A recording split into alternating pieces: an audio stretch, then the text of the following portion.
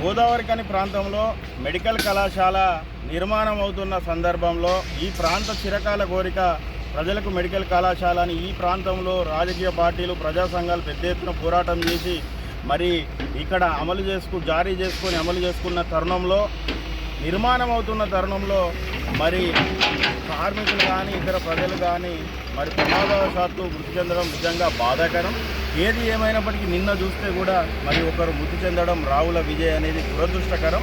ఇక్కడ చుట్టూ పనులు నిర్వహిస్తున్న కాంట్రాక్టర్కి సంబంధించి ఎలాంటి ఫెన్సింగు కంచె ఇక్కడ భద్రత అనేది లేకుండా పోయింది.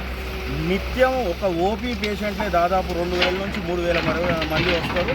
ఎక్కడ కూడా ఫెన్సింగ్ లేకపోవడం వల్ల కింద పడి జారిపడి మృతి చెంది పరిస్థితి దాపురిస్తూ ఉంది. మెడికల్ కళాశాల నిర్మాణం జరుగుతుంది, 2 చనిపోయినారు. వీళ్ళను ఎందుకు ఈ విధంగా చేస్తూ ఉన్నారని అడిగితే మరి భయభ్రాంతులకు గురి చేసే ఇబ్బందులు చేస్తూ ఉన్నారు. లేబర్ అధికారులు, కాంట్రాక్టర్లు, ప్రిన్సిపల్ ఒకటయ్యి ఎక్కడ కూడా ఇక్కడ న్యాయం చేసే పరిస్థితి లేదు. ఈ కాంట్రాక్టర్పై హత్యా నేరం కేసు నమోదు చేయాలని మేము సంబంధించిన శాఖ అధికారులను డిమాండ్ చేస్తూ ఉన్నాం. దీనికి పూర్తి బాధ్యత కాంట్రాక్టరు, ప్రిన్సిపలే వహించాలని BHPS తరఫున మేము డిమాండ్ చేస్తూ ఉన్నాం.